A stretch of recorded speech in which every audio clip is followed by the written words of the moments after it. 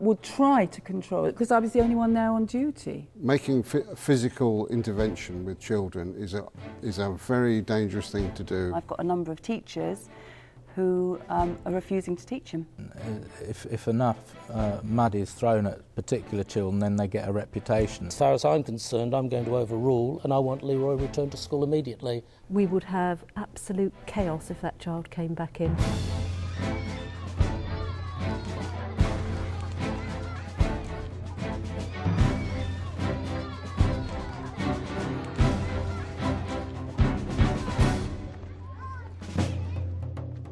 What does it take for a pupil to be excluded?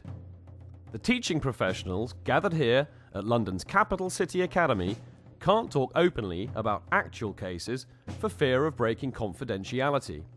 So they have agreed to discuss an imaginary story about 3 children at risk of exclusion.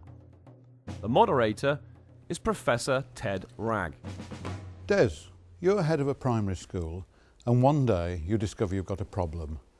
3.5-year-old Leroy, big lad for his age, decent enough, but he goes round biting children. So what are you going to do about it? Probably speak with the teacher, spend some time working with her, share with the parents the concerns. He often bites Phil in particular, who's a smaller boy, and Phil's mum, needless to say, is not at all happy and wants to know what you're going to do about it. Well, Phil and Leroy are good mates actually, and so they're... Except when Leroy's biting him. Well, yes, but then maybe we need to unpick and start to look at some of the reasons why Leroy's doing it. Maybe Phil is pressing some of those buttons, causing this. But unfortunately, it's not just Phil, you see, because one day he bites Kylie. Kylie's a pretty girl, Mum very fond of her, Mum's getting very angry about this. You're allowing Leroy to bite my Kylie. I can understand and sympathise with Kylie's mother, can understand that. There's a rumour, and I'm Kylie's mum, so I'm telling you this, that a boy in Leroy's class is HIV positive, and that it's Leroy. Now, you happen to know that there is indeed a child, but it's not Leroy, it's somebody else. What are you going to say to Kylie's mum? I understand your circumstances and I understand how concerned you are. But I've got a school nurse, she's going to come in, she's going to spend time talking with you, she'll be spending time talking with other parents and the staff. Oh. Yeah, but my question was, has he got HIV? I want to know that because it's my child he's biting. No, I'm sorry, I'm not going to discuss that. But I demand you exclude him. Get him off the premises. I mean, this is a very dangerous situation. I will not be excluding Leroy. I'm sorry, I understand where you're coming from and understand how you feel, but I will not be excluding Leroy. OK, well, let me ask Richard. You're an advocate for children. What about Phil, who's being bitten, and what about Kylie, whose mum's very upset? Absolutely. I think the approach being taken by Des is the right approach, but if there are children with HIV positive in the school, that they count as disabled children under the Disability Discrimination Act, and they have rights, and there's no way that the call for them to be excluded can be actually just dealt with in that way. Of course they can't be excluded. OK, the story now moves on. The 3 of them grow older, they leave primary school, they move on to secondary school. Kylie goes to your school, Finn. But Leroy and his old sparring partner, Phil, come to your school, Rachel. And the problem is that Leroy is smoking dope behind the bike sheds. There is an allegation. What are you going to do about it? I'd want to ascertain whether, in fact, we've got concrete evidence that Leroy has been in possession of drugs in school and has been smoking drugs in school. OK, let's check with Claire. Leroy is, you know, by now, year 10. You're year 10 form tutor. He's your responsibility. What are you going to do? I would sit him down and talk to him about it. And what would you say? Well, I'd tell him what I'd heard and I'd tell him what I'd seen and see what his reactions were. OK, he says, yeah, it's true. But I'm a Rastafarian. You know, and there's nothing wrong with smoking weed. And, you know, I want to have a little quiet period of contemplation and prayer, and it helps me concentrate. And what's wrong with that? Whatever he chooses to do in his own home and in his own time are up to him, but the school has rules and that he has to stick with the rules of the school. And he says, but it's a religious matter. You let people have prayer rooms, you let people have assemblies, but my religion and beliefs apparently you're prejudiced against them. Well, it's an issue about law, isn't it? It's an issue of law. Rachel? I'm very happy for Claire to have sat down with Leroy as his form tutor, and she's had the initial conversation, and what that initial conversation has given us is the information that in fact Leroy has been in possession of an illegal substance on the school premises, so he's broken not only the school rules but the law, and that he has smoked that. And it's also brought up the fact that he is showing some resistance to the school policy and seeing it as it being in conflict with his culture and his religion. So I would be wanting to talk to Leroy to ensure that I was reinforcing the message Claire's already given, that this is taken very, very seriously by the school, that it's breaking a serious school rule. Any sanctions? It would depend partly on Leroy's record, partly on Leroy's conversation with me and the assurances and my confidence about the assurances he made. It could well result in a short fixed-term exclusion, but it wouldn't necessarily. How long? 1 or 2 day exclusion. You're the chairman of governors, Diane, so are you wanting to be involved in this at all?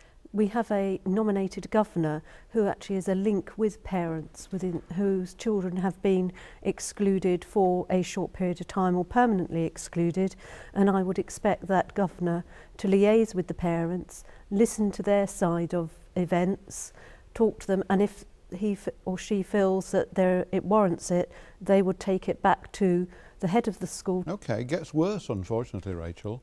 Bonfire week. Firework is let off in assembly. You're mortified, especially as you're taking it, and there's a scuffle round about the Leroy area, and Leroy and his mates seem to find this particularly hilarious. So it may well be they let the firework off. What are you going to do? Well, this is an incredibly serious health and safety risk. You know, this is an outdoor firework that should only ever be accessed by an adult, that's been let off in a confined space. This is a serious act of defiance, let alone, you know, a mindless, dangerous act. So this needs dealing with very, very seriously. The very first concern is to ensure that everybody remains calm, that everybody is safely kept in their seats, escorted out of the assembly hall with the exception of the huddle around where the fireworks gone off. Then it's obviously essential that any staff that are available get investigating the core of the students who were involved in letting off the fireworks. Okay, Leroy was involved. Are you going to exclude him?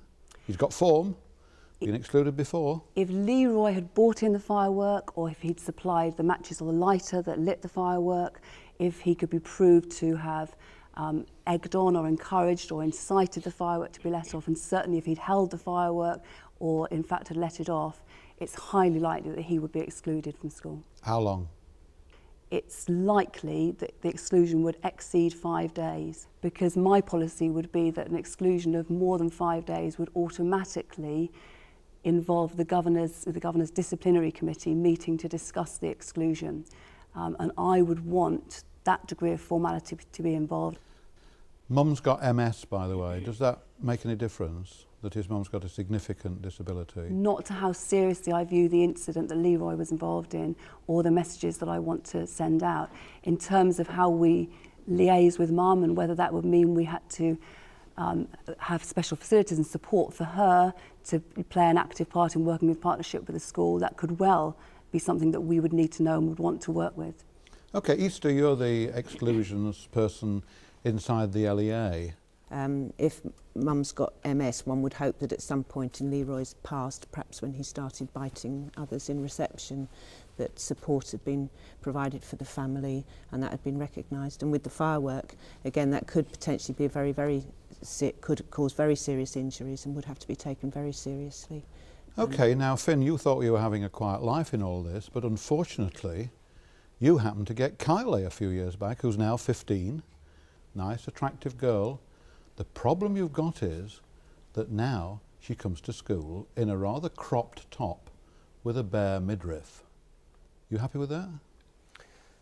No, I'm not happy with that. We have a school uniform. It's very clear what it is. Kylie knows what the school rules are.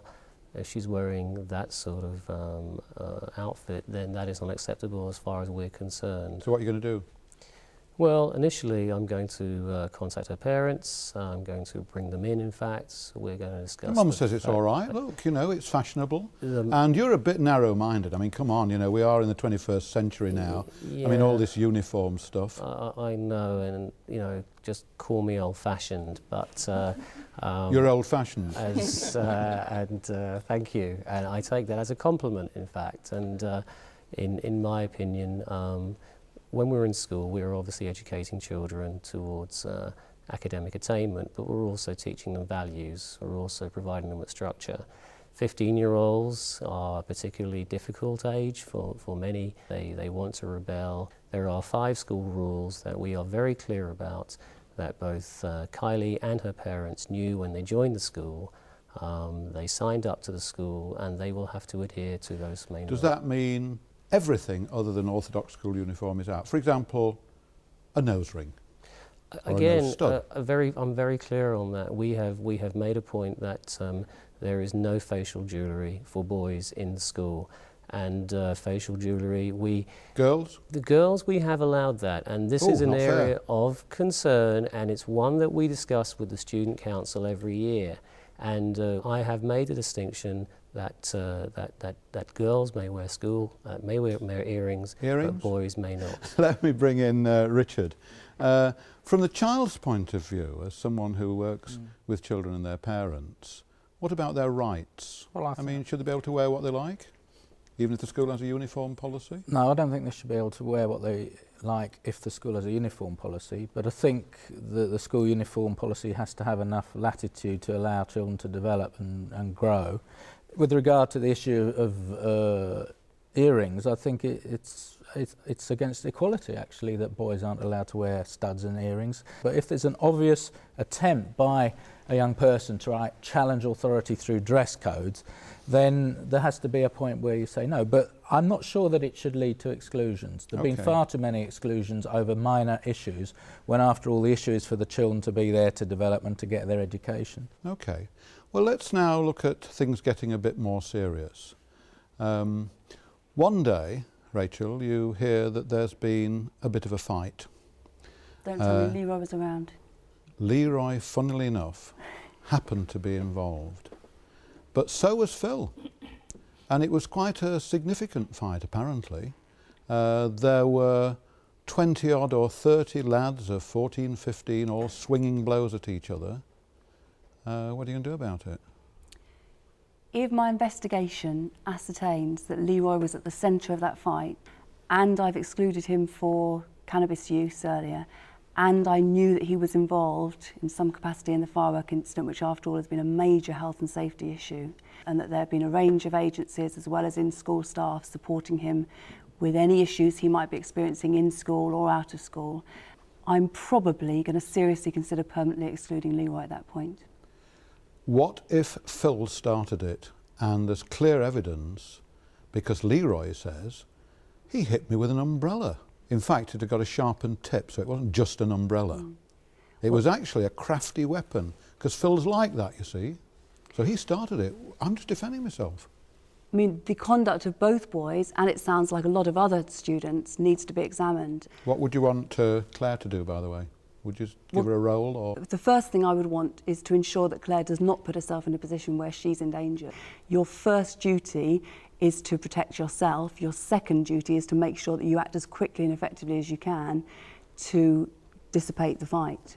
You look around for other members of staff and you have a kind of game plan for ensuring that very quickly large numbers of adults come to help separate the fight. You're on playground duty, Claire, and you see this happening. What are you going to do? Well, I went steaming in. Because I know Leroy. By steaming in, do you mean literally in there pitching? I can see Ron, your union rep, twitching here. I could see something happening and I wasn't sure what it was. You know, sometimes kids make a load of noise and something goes on. Do you shout at them? No, because if I'd started shouting, it would have raised the sort of emotional tempo. Do you pull them away? I would try to control it, because I was the only one there on duty. I mean, OK, Claire's heroically trying to do something, Ron. Absolutely. Have you got any advice for her?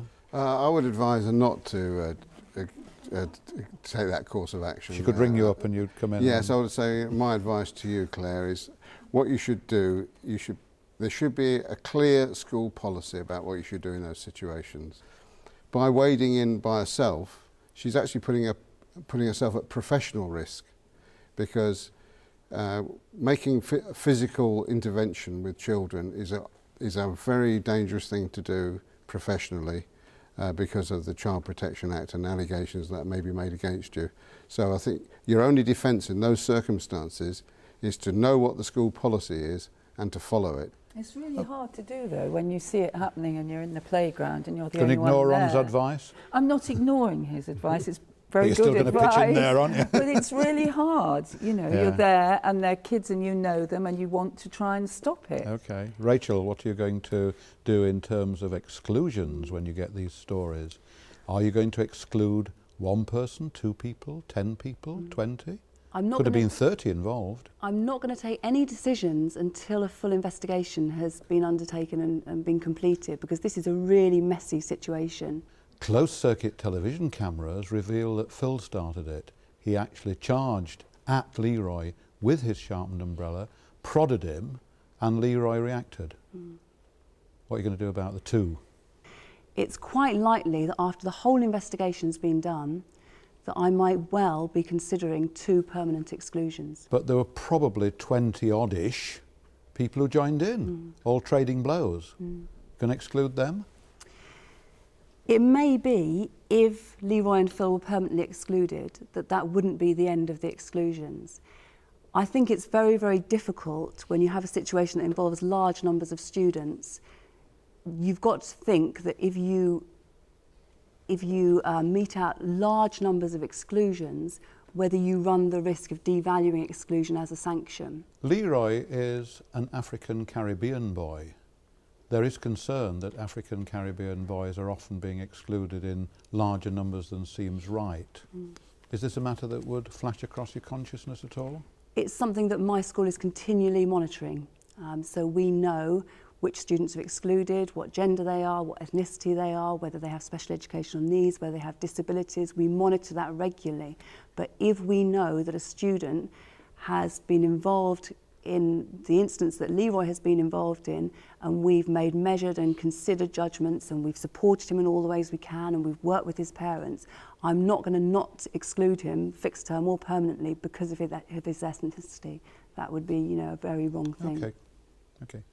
Richard, lots of people involved, some of them with special needs of some kind. Should the school treat children with disabilities differently, or just say it's fighting, you know the rules? I think they do have to, under the law, they do have to treat them differently. The law requires for disabled children on exclusions that schools make reasonable adjustments. And the head, Rachel's been saying that this in generality, but I'm not convinced that the things have been put in place for the pupils who maybe have SEN or be disabled that would have prevented this happening, such as more judicious use of mentors, support and so on. A parent might say to you, my kid's being excluded because apparently they're, in inverted commas, normal. Someone else who did exactly the same, but they happen to have a disability, they get a better deal. Is that fair? Well, it's fair in one way. You've got to see that they're not starting from the same place. And I think one of the problems in the culture in our secondary schools at the moment is people think there can be one set of rules that will apply to everybody, and I don't think that works. Okay. Now, we've got an exclusion. In fact, we've got 2, and they appeal. So I'm going to set up an appeals panel now, and Des, you're going to chair it. You've heard who did what, Phil with his nasty spiky umbrella, Leroy reacting back. Any thoughts on this? I think there are issues that go way back through the system when Leroy was a young lad.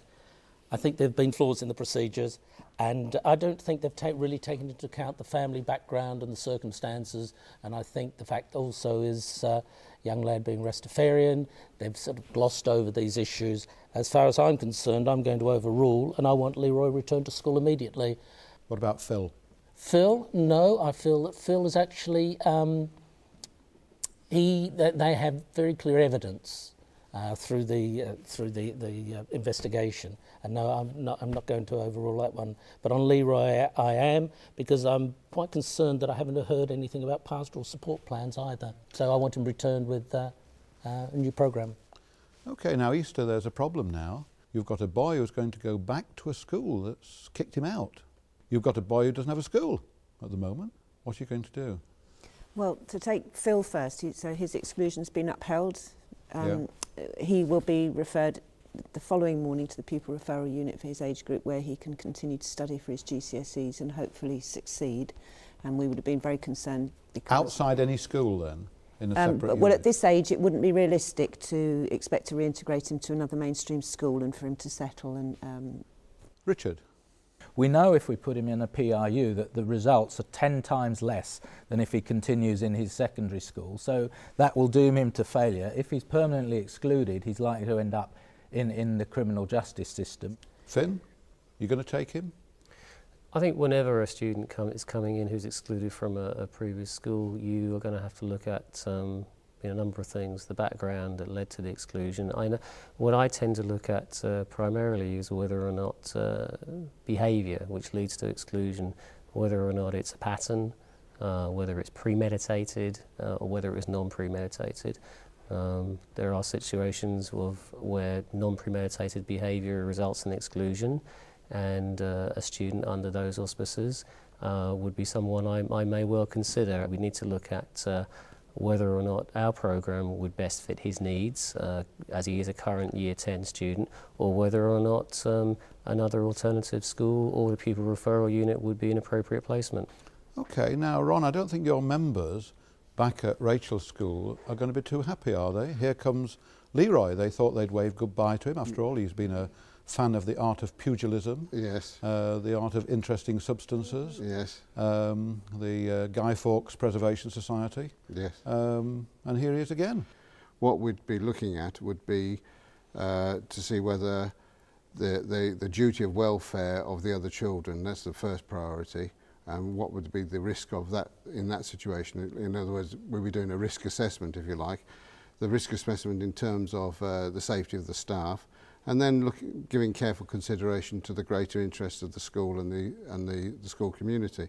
We have a situation where the head's professional decision on this matter has been overturned, and it's quite a serious issue. And I would be following the lead of the members very largely on this. If they felt that Leroy still presented a danger in terms of... Well, they do. If they feel strongly about that, I will then put a resolution to them.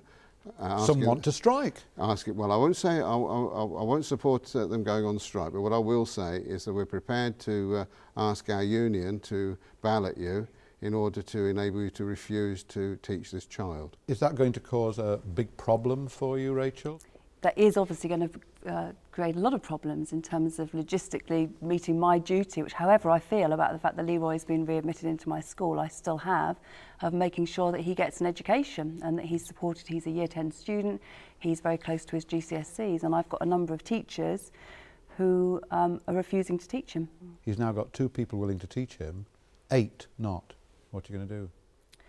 I would be, in the very short term, making sure that I could set up a programme where he could get the most rounded education possible, given obviously the constraints that members of staff refusing to teach him is presenting me with. I would be wanting to talk with the local education authority about the situation in the school to make sure that they're fully versed with the situation. I'd also be wanting to ensure that the parents are involved, and what I would be hoping is that between us we could look at the situation objectively enough to see that in the best interests of Leroy a managed move to another school should be sought. Okay, Easter, there's a real problem in this school now. A lot of teachers don't want to teach, but there's been a properly constituted appeals panel which has looked at the evidence, overturned it. He hasn't done anything wrong yet. He's going back to school. It's the teachers who won't teach him now that's the problem. Anything can be done about that? Can you give Rachel any help? Certainly, because first thing, we'd be very pleased to see that the head teacher is doing the very best that she can in a difficult situation and trying to give Leroy a rounded education, possibly if it's an option, a managed move to another school, if that's what the parents would be happy with as well. just look at anything that will meet everybody's needs, the schools, Leroy's, his families. Diane, as Chair of Governors, you've got your problem back again, and what's worse, your parent governors on the governing body are telling you that people are up in arms. It is a big problem for governors. We are very concerned because a number of parents have threatened to take their children out of the school, and our budget is not very good and we can't afford to lose them. So I would be making very strong representation to the LEA, working with the head teacher to try and avoid that child coming back into school, because we would have absolute chaos if that child came back in. Richard, as an advocate for children, what are you going to do? Leroy's won his appeal, wants to go back. A number of teachers won't teach him. This is true. I think some of the ways that the situation's been handled to date have led to this situation. If enough mud is thrown at particular children, then they get a reputation, and then the reputation builds well beyond them. And he hasn't actually attacked a teacher, he hasn't done any violence to a teacher. He wasn't the one responsible for letting off the firework, he was part of a group. He was attacked at the beginning of the fight. And I think he's got rights as well that need to be safeguarded. And I think this overreaction by the governors, the school and some of the teachers is what has to be challenged. And I think the LEA has to step in at this point and say, no, he has a right to be here. If some of the teachers won't teach him, we'll provide an additional home tutor to fill up the gaps so that he gets his GCSEs. Any chance of it succeeding, do you think, Rachel? I think it depends on how long Leroy's got to go before his GCSEs, because probably 18 months. Another 18 months. Gosh, there's been ever such Halfway a quick through year exclusion 10. hearing and readmission. Yeah, Ted. amazingly quick. Yeah, fantastic. With 18 months to go, I don't think that's tenable, because I think the relationships and the strains between the staff are going to be enormous. The effect it will have on morale, the effect it is already having on parents' feelings and probably other students. But 18 months, I can't see that being tenable. Okay, now here's a possible solution. Because you now discover that several months ago, Leroy had an interview for a part in the next Harry Potter film. And now the film company comes to you and says, we like him, he's good. In fact, we're going to take him. But I'm very sorry, we'll have to take him out of school for several months to take part in this film. We'll give him an education, don't worry about that. Provided you give him a decent reference. What are you going to do? Leroy's always been fantastic at acting. I have no problem in singing his praises as an actor. And you could say that with a straight face. Thank you very much.